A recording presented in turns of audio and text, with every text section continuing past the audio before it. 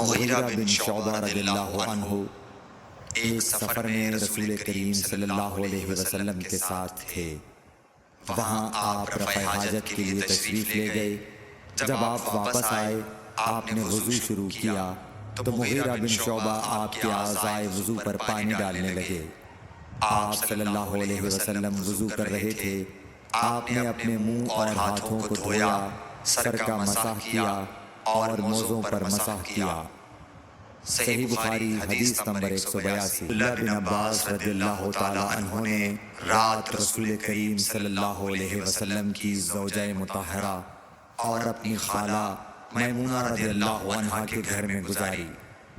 وہ فرماتے ہیں کہ میں تکیے کے عرض یعنی گوشے کی طرف لیٹ گیا اور رسول کریم صلی اللہ علیہ وسلم اور آپ کی اہلیہ نے معمول کے مطابق تکیے کی لمبائی پر سر رکھ کر آرام فرمایا۔ رسول اللہ صلی اللہ علیہ وسلم سوتے رہے اور جب آدھی رات ہو گئی یا اس سے کچھ پہلے یا اس کے کچھ بعد آپ بیدار ہوئے اور اپنے ہاتھوں سے اپنی نیند کو دور کرنے کے لیے آنکھیں ملنے لگے۔ پھر آپ نے سورہ آل عمران کی آخری 10 آیتیں پڑھیں۔ پھر ایک مشکیزے کے پاس جو چھت میں لٹکا ہوا تھا آپ کھڑے ہو گئے اور اس سے وضو کیا، خوب اچھی طرح، پھر کھڑے ہو کر نماز پڑھنے لگے۔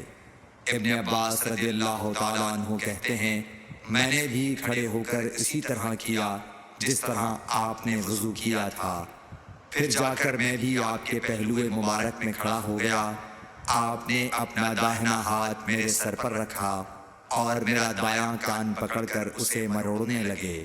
پھر آپ نے 2 رکعتیں پڑھیں، اس کے بعد پھر 2 رکعتیں پڑھیں، پھر 2 رکعتیں پڑھیں، پھر 2 رکعتیں پڑھیں، پھر 2 رکعتیں پڑھیں، پھر 2 رکعتیں پڑھ کر اس کے بعد آپ نے وتر پڑھا اور لیٹ گئے۔ پھر جب مؤذن آپ کے پاس آیا تو آپ نے اٹھ کر 2 رکعت معمولی طور پر پڑھیں، پھر باہر تشریف لا کر صبح کی نماز پڑھی۔ صحیح بخاری حدیث نمبر 183۔ بنت ابی بکر کہتی ہیں کہ میں رسول اللہ صلی اللہ علیہ وسلم کی زوجہ محترمہ عائشہ رضی اللہ تعالی عنہا کے پاس ایسے وقت آئی جب کہ سورج کو گہن لگ رہا تھا اور لوگ کھڑے ہو کر نماز پڑھ رہے تھے۔ کیا دیکھتی ہوں وہ بھی کھڑے ہو کر نماز پڑھ رہی ہیں۔ میں نے کہا کہ لوگوں کو کیا ہو گیا ہے، تو انہوں نے اپنے ہاتھ سے آسمان کی طرف اشارہ کر کے کہا سبحان اللہ۔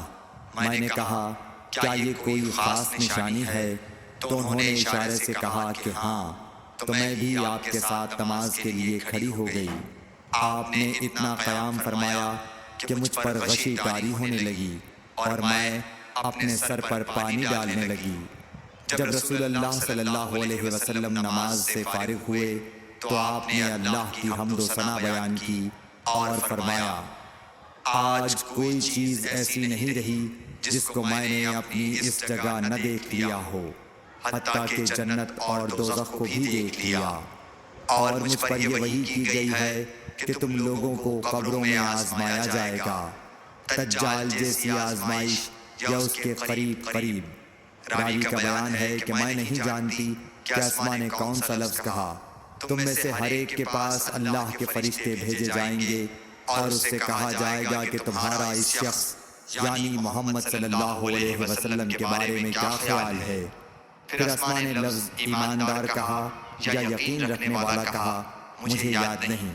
بہرحال وہ شخص کہے گا کہ محمد صلی اللہ علیہ وسلم اللہ کے سچے رسول ہیں، وہ ہمارے پاس نشانیاں اور ہدایت کی روشنی لے کر آئے، ہم نے اسے قبول کیا، ایمان لائے اور آپ کا اتباع کیا۔ پھر اس سے کہہ دیا جائے گا کہ تو سو جا، در حال یہ کہ تو مرد صالح ہے اور ہم جانتے تھے کہ تو مومن ہے، اور بہرحال منافق یا شکی آدمی۔ اسماء نے کون سا لفظ کہا مجھے یاد نہیں۔ جب اس سے پوچھا جائے گا کہے گا کہ میں کچھ نہیں جانتا، میں نے لوگوں کو جو کہتے سنا وہی میں نے بھی کہہ دیا۔ صحیح بخاری حدیث نمبر 184۔ آدمی نے عبداللہ بن زید رضی اللہ تعالیٰ عنہ جو عمرو بن یحییٰ کے دادا ہیں سے پوچھا کہ کیا آپ مجھے دکھا سکتے ہیں کہ رسول اللہ صلی اللہ علیہ وسلم نے کس طرح وضو کیا ہے؟ عبداللہ بن زید رضی اللہ تعالیٰ عنہ نے کہا کہ ہاں۔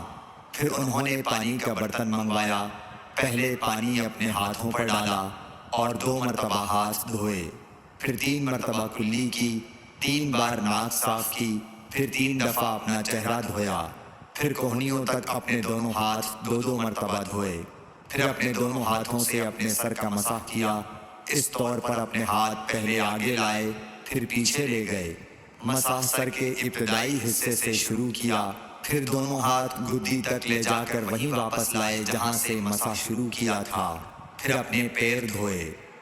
صحیح بخاری حدیث نمبر 185۔